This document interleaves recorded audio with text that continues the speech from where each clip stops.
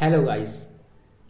Reborn as a vending machine के third episode की starting होती है एक फॉरेस्ट के रास्ते से, जहां पर सभी एडवेंचरर्स और गिल्ड का लीडर अपने लास्ट मिशन से वापस टाउन की तरफ आ रहे होते हैं ताकि वह रेस्ट कर सके। जैसे ही वह टाउन के पास पहुंचते हैं, वह देखकर बहुत ज़्यादा हैरान हो जाती हैं, क्योंकि उनके टाउन से बहुत ज़्यादा स्मोक निकल रहा होता है और ऐसा लग रहा होता है मानो जिसकी आधा से ज़्यादा टाउन डिस्ट्रॉय हो गया हो। तभी एडवेंचरर गिल्ड का लीडर कहता है कि हमें जल्दी से जल्दी टाउन में पहुंचना होगा और हमें पता लगाना होगा कि आखिर हमारे टाउन को हुआ क्या है और इतना ज़्यादा स्मोक क्यों निकल रहा है। जैसे ही एडवेंचर गिल्ड का लीडर यह बात बोलता है, सभी के सभी तेज़ी से टाउन की तरफ जाने लगते हैं ताकि वह पता लगा सके कि आखिर टाउन को हुआ क्या है। इसके बाद हमें लामिस को दिखाया जाता है, जो कि बहुत ज़्यादा परेशान होती है क्योंकि उसकी फ्रेंड भी एक रेस्टोरेंट में काम करती थी, जो कि उसी हिस्से में है जहाँ पर से स्मोक निकल रहा था। यह देखकर हमारा प्रोटैगनिस्ट बहुत ज़्यादा दुखी हो जाता है, क्योंकि लामिस बहुत ज़्यादा परेशान होती है। तो वह उसे शांत करने के लिए कहता है लुक फॉरवर्ड। लामिस हमारे प्रोटैगनिस्ट की बात समझ जाती है और वह जल्दी से जल्दी बाकी सभी एडवेंचरर के साथ चल पड़ती है ताकि वह पता लगा सके कि उसके फ्रेंड ठीक है या नहीं और आखिर टाउन को हुआ क्या है जिसके कारण उसमें से धुआं निकल रहा है। हमारा सीन शिफ्ट होता है और हमें टाउन दिखाया जाता है जो आधे से ज़्यादा डिस्ट्रॉय हो चुका होता है और हमें सड़कों पर किसी मॉन्स्टर के निशान दिखते हैं जिसने ज़मीन तक को भी डिस्ट्रॉय कर दिया होता है। लामिस पूरे टाउन में आवाज़ लगाते हुए अपनी फ्रेंड को ढूंढ रही होती है और वह उसी रेस्टोरेंट की तरफ जा रही होती है जहाँ पर उसकी फ्रेंड काम करती है। जैसे ही लामिस वहाँ पहुँचती है तो वह ये चीज़ देखकर बहुत ज़्यादा हैरान हो जाती है कि आधे से ज़्यादा रेस्टोरेंट तबाह हो चुका है और वह अपने दोस्त को इधर से उधर ढूंढने लगती है, लेकिन उसे उसकी दोस्त कहीं नहीं मिलती और वह अपने फ्रेंड को आवाज़ लगाती है, लेकिन उसका कोई रिस्पॉन्स नहीं आता, जिसके कारण वह परेशान हो जाती है। इसके बाद हमें टाउन का सीन दिखाया जाता है जहाँ पर हमें पता लगता है कि टाउन के ऊपर में एक 2 सर वाले स्नेक मॉन्स्टर ने अटैक किया था, जिसके कारण उसने आधे से ज़्यादा बिल्डिंग और यहाँ तक कि गिल्ड हॉल को भी तोड़ दिया था और उस मॉन्स्टर को बचे हुए टाउन के एडवेंचरर्स और गेट्स के उन दोनों गार्ड्स ने मिलकर हराया था। और वह लामिस को ये भी बताते हैं कि उसकी फ्रेंड जो रेस्टोरेंट में काम करती थी वह बिल्कुल ठीक है, उन्हें सेफ जगह पर ले जा दिया गया है। यह सुनकर लामिस बहुत ज़्यादा खुश होती है। तभी हमें दिखाया जाता है कि इस टाउन के हर एक घर में डिफेंस मैकेनिज्म लगा हुआ है, क्योंकि यह टाउन डंजन में बना हुआ है, तो इसके कारण यहाँ पर मॉन्स्टर का अटैक नॉर्मल बात है, जिसके कारण सभी ने अपने घर में डिफेंस मैकेनिज्म इंस्टॉल कर रखा है। तभी हमें लामिस की फ्रेंड और उसकी मदर को दिखाया जाता है जो कि बिल्कुल सेफ होती हैं, जिन्हें देखकर लामिस बहुत ज़्यादा खुश हो जाती है और उनकी फ्रेंड भी लामिस को देखकर बहुत ज़्यादा खुश होती है, क्योंकि वह भी अपने एडवेंचर से बिल्कुल सेफ आ गई थी। इसके बाद हमें हमारे प्रोटैगनिस्ट को दिखाया जाता है।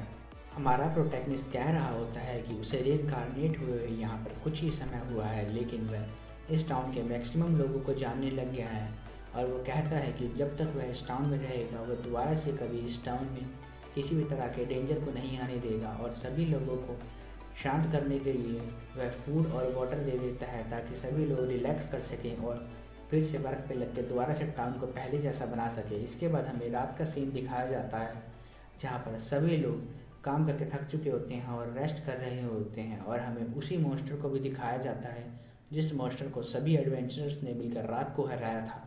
सभी लोग उसी मॉन्स्टर को कुक कर कर खा रहे होते हैं। यह देखकर हमारा प्रोटैगनिस्ट बहुत ज़्यादा हैरान होता है कि लोग आखिर कैसे इतने मज़े से इन मॉन्स्टर्स को खा रहे हैं और हमारे प्रोटैगनिस्ट के जूसेस उस मॉन्स्टर के मीट के साथ मिलकर उसको और ज़्यादा टेस्टी बना रहे थे। इसके बाद हमें लामिस को दिखाया जाता है जो कि बॉक्सो की तरफ आ रही होती है और वो बॉक्सो को कहती है कि बॉक्सो, तुम्हारे आने से पहले मैं बहुत ज़्यादा अकेला फील किया करती थी, लेकिन जब से तुम आई हो तब से मैं अकेला फील नहीं करती हूँ। और मैं जब तुम्हें टाउन में लेके आई थी तो मैं यह सोच रही थी कि टाउन के लोग क्या तुम्हें एक्सेप्ट करेंगे, लेकिन अब मैं देख रही हूँ कि टाउन के सभी लोग तुम्हें एक्सेप्ट कर रहे हैं, जो कि मेरे लिए बहुत अच्छी बात है। जब बॉक्सो यह बात को सुनता है तो वह बहुत ज़्यादा हैरान होता है कि आखिर लामिस उसके बारे में इतनी चिंता कर रही थी कि लोग उसके बारे में क्या सोचेंगे और वह टाउन में रह पाएगा या नहीं। इसके बाद हमें नेक्स्ट मॉर्निंग का सीन दिखाया जाता है जहाँ पर सभी के सभी वर्कर इकट्ठे होते हैं ताकि वह टाउन को रिपेयर कर सकें और वह रिलैक्स करने के लिए बॉक्सोस के कुछ आइटम्स को बाय करके खा रहे होते हैं। और हमें टूटा हुआ गिल्ड हॉल भी दिखाया जाता है जो कि मॉन्स्टर्स के अटैक के कारण टूट गया था। हमें गिल्ड की कंडीशन भी दिखाई जाती है जो कि बहुत ज़्यादा टूट चुका होता है। तभी वहाँ पर लामिस की एंट्री होती है और वह बक्सों को बताती हैं कि एडवेंचर गिल्ड के लीडर ने उसके लिए एक स्पेशल रिक्वेस्ट कही है ताकि वह सभी के सभी बड़े पत्थरों को अपनी ब्लेसिंग ऑफ माइट से तोड़कर छोटा बना दे। और हमारे प्रोटैगनिस्ट को यह जानकर बिल्कुल भी हैरानी नहीं होती है कि यह रिक्वेस्ट उसके क्यों दी गई थी। तभी लामिस बॉक्सों को लेकर सभी लोगों की मदद करने के लिए निकल पड़ती है और हमें कुछ एडवेंचरर्स को दिखाया जाता है जो कि वहाँ पर मदद करने के लिए आते हैं। लेकिन जैसे ही वह लामिस को देखती हैं कि वह सिर्फ एक ही मुक्के के अंदर बड़े बड़े पत्थरों को छोटे छोटे टुकड़ों में तोड़ रही हैं तो वह बहुत ज़्यादा हैरान हो जाते हैं और वह सोचते हैं कि हमें तो नहीं लगता कि लामिस को हमारी जरूरत पड़ने वाली है। लामिस उन पत्थरों को एक रेडी में उठाकर ले जाती है और उन्हें टाउन के दूसरे साइड में जाकर रख देते हैं। तभी हमें मनाइजेड फूल का लीडर कैरियल दिखाया जाता है जो कि उन्हें कहता है कि लास्ट रिक्वेस्ट के कारण हमारे पास बहुत ज़्यादा पैसे हो गए हैं और आज की पार्टी मेरी तरफ से। तभी लामिस कहती है कि मैं तो यह खाऊंगी। जैसे ही कैरियल लामिस को देखता है तो वह लामिस और बॉक्सों के पास में चल जाता है और उन्हें अपनी पार्टी में शामिल होने के लिए बोलता है। लेकिन जैसे ही लामिस यह बात सुनती है तो वह कैरियर को मना कर देती है और कहती है कि मुझे किसी पार्टी में ज्वाइन नहीं होना है। लामिस का रिप्लाई सुनते ही कैरियर उदास हो जाता है और वहाँ से चला जाता है। बाकी सभी एडवेंचरर्स लामिस से पूछते हैं कि उन्होंने उसे मना क्यों कर दिया। इतनी ही देर में हमें दो लोग और दिखाए जाते हैं जो कि बॉक्सों के सामने खड़े होते हैं। वह दोनों काफ़ी देर से बॉक्सों को देख रहे होते हैं। बॉक्सों सोच रहा होता है कि आखिर यह दोनों है कौन। तभी वहाँ पर लामिस की एंट्री होती है और वह लामिस को बताते हैं कि वह असल में डंजन के अंदर में कॉइन की सर्कुलेशन को चेक कर रहे थे और काफ़ी समय से इस डंजन के एक्सप्लोर में कॉइन्स की कमी हो रही थी। आखिर वह सारे कॉइन कहाँ जा रहे थे इस चीज़ की इन्वेस्टिगेशन करने के लिए वो यहाँ आए थे। तब लामिस उससे बताती है कि यह कारण इसलिए है क्योंकि सभी लोग बॉक्सों को उसके आइटम बाई करने के लिए सिल्वर कॉइन में पे कर रहे हैं। इसी कारण से यहाँ पर कॉइन की कमी हो रही होगी। तो वह बॉक्सों को ऑफ़र देते हैं कि उनके बैग में 100 गोल्ड कॉइन है, वह उसके बदले में क्या सिल्वर कॉइन दे सकता है। पर बॉक्सो कह देता है कि मेरे पास में एक्सचेंज का कोई सिस्टम नहीं है। तो लामिस उन्हें कहती है कि उसके पास एक आइडिया है, क्यों ना वो उससे कुछ आइटम्स को बाय कर ले जिससे उन्हें सिल्वर कॉइन भी मिल जाएंगे। यह बात सुनकर बॉक्सो बहुत खुश होता है क्योंकि उसके बाद उसे अपना पहला गोल्ड कॉइन मिलने वाला है। वह लोग गोल्ड कॉइन से कुछ आइटम्स को बाय करते हैं जिसके एक्सचेंज में बॉक्सो उन्हें सिल्वर के कॉइन्स को दे देता है। वह उन सिल्वर के कॉइन को कलेक्ट करके वहाँ से चले जाते हैं और हमें कुछ समय के बाद का सीन दिखाया जाता है जहाँ पर एक ग्रैंडपा बॉक्सो के सामने खड़े होते हैं। ग्रैंडपा बहुत ही ज़्यादा एक्साइटमेंट के साथ में बॉक्सों को देख रहे होते हैं और हमें उनको इतने एक्साइटमेंट में बॉक्सों को देखने का कारण पता लगता है क्योंकि लास्ट टाइम बॉक्सों ने अपने काफ़ी पॉइंट्स को इकट्ठा करके एक लॉटरी सिस्टम को अपग्रेड किया था और वह अंकल उस लॉटरी सिस्टम में बार बार हार रहे थे जिसके कारण वह बहुत ज़्यादा परेशान हो रहे थे और वो कह रहे थे कि नेक्स्ट टाइम वो पक्का जीतेंगे और वो ट्राई ही करने वाले होते हैं। इतने में हमें एक ओल्ड लेडी को दिखाया जाता है जिस ओल्ड लेडी को देखकर वह बूढ़े अंकल बहुत ज़्यादा परेशान हो जाते हैं और वह ओल्ड लेडी उन ग्रैंडपा को अपने साथ खींच कर ले जाती है। तभी वहाँ पर लामिस की एंट्री होती है और वो उन्हें बताती है कि गिल्ड के लीडर ने उन्हें बुलाया है। इतनी ही देर में हम गिल्ड के लीडर को देखते हैं जो बॉक्सो और लामिस को लेने के लिए खुद वहाँ पर आ जाते हैं। इसके बाद हमें राशिंग शिफ्ट होता है और हमें एडवेंचर गिल्ड के किसी रूम में दिखाया जाता है जहाँ पर गिल्ड का लीडर उन्हें थैंक्स करता है लास्ट टाइम एडवेंचर्स की जान बचाने के लिए और उन्हें फूड देने के लिए, और वह बॉक्सो को भी थैंक्स करता है और वह लामिस से कहता है कि क्या वह कुछ टाइम के लिए बाहर जाएगी ताकि वह कुछ पर्सनल बातें कर सके बॉक्सो के साथ में। लामिस उनकी बात मान जाती है और बाहर चली जाती है। तभी एडवेंचर गिल्ड का लीडर बॉक्सो को बताता है कि हाल ही में हमारे टाउन के अंदर में लोग बढ़ रहे हैं जिसके कारण बीमारियाँ भी काफ़ी ज़्यादा बढ़ती जा रही हैं, तो इसी चीज़ के लिए वह उसे यहाँ पर लेके आया। यह सुनकर हमारा प्रोटैगनिस्ट बहुत ज़्यादा शर्माने लग जाता है। तभी पूरी बात को डिटेल में समझाने के लिए वह अपनी असिस्टेंट शर्ली को बुलाता है, जिसे देखने के बाद में हमारा प्रोटैगनिस्ट बोलता है यार कितनी क्यूट है, और वह यह सोचते सोचते बहुत ज़्यादा शर्मा रहा होता है। तभी वह दोनों मिलकर हमारे प्रोटैगनिस्ट को समझाते हैं कि हमारा टाउन धीरे धीरे बढ़ता जा रहा है जिसके कारण लोग बहुत ज़्यादा आ रहे हैं और उनकी पॉपुलेशन बढ़ती जा रही है, और ख़ास करके डाउन डिस्ट्रिक्ट के अंदर में हेल्थ प्रॉब्लम बहुत ज़्यादा हो गई है। तो उस चीज़ तो इसीलिए वह बॉक्सो से कोई सोल्यूशन पूछता है। तभी बॉक्सो अपने आप को एक नई तरह की वेंडिंग मशीन में कन्वर्ट कर लेता है, जिसको देखकर गिल्ड लीडर और शैली बहुत ज़्यादा हैरान होते हैं। तभी वह उन्हें एक पैकेट देता है जिसमें से एक रबड़ सी चीज़ निकलती है, जिसके ऊपर में स्टिकी सा कुछ लगा होता है, जिसे देखने के बाद में हमारा प्रोटैगनिस्ट कहता है वैसे ये है तो मोरली नहीं, लेकिन फिर भी मैं क्या कर सकता हूँ, सोल्यूशन ही नहीं को चाहिए था। तभी हमारा गिल्ड लीडर बॉक्स के ऊपर में कुछ नोटिस करता है कि उस चीज़ को यूज़ कैसे करना है, और गिल्ड लीडर और शर्ली उन दोनों को मिलकर देखते हैं उन पिक्चर्स को, और उन्हें समझ में आ जाता है कि वह यूज़ कैसे करना है, और वह उन चीज़ों को बल्क में खरीदने की बात करते हैं। हमें इसके बाद में उसी लड़के को दिखाया जाता है जिसको लामिस ने फर्स्ट एपिसोड में बचाया था। वह बॉक्सो के ऊपर पत्थर मारने आती है, लेकिन बॉक्सो की रिस्पॉन्स देने के कारण वह डर कर चिल्ला पड़ती है, और उसकी आवाज़ को सुनकर उसके गार्ड्स वहाँ पर आ जाते हैं और उसे वहाँ से ले जाते हैं। शाम के टाइम पर वह लड़की बहुत ज़्यादा उदास हो रही होती है क्योंकि उसके फादर उसके साथ नहीं खेल रहे होते हैं। तो बॉक्सो उसको खुश करने के लिए एक जूस की बोतल दे देता है। इसके बाद में हमारा सीन रात के टाइम पर शिफ्ट होता है, जहाँ पर हमें पता लगता है कि रात को बॉक्सो को लामिस ने एक बाथ हाउस के पास में रख दिया है, और बॉक्सो कहता है कि इसमें मेरी क्या गलती है। तभी लामिस उसकी यहाँ पर आती है और बॉक्सो कहती है, क्या बॉक्सो तुम्हारे पास मेरे यूजुअल शैम्पूज़ हैं।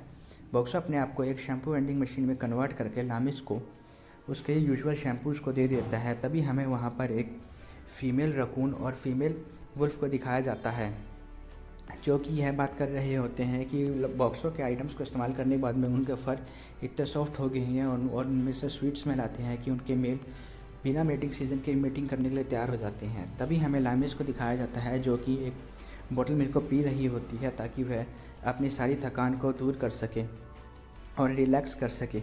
इसके बाद में हमारा सीन शिफ्ट होता है और हमें फिर से उसी टाउन का दिखाया जाता है जहाँ पर कंस्ट्रक्शन का वर्क चल रहा होता है और जो कि काफ़ी हद तक कंप्लीट हो चुका होता है, और हमारा टाउन पहले जैसा ही हो जाता है।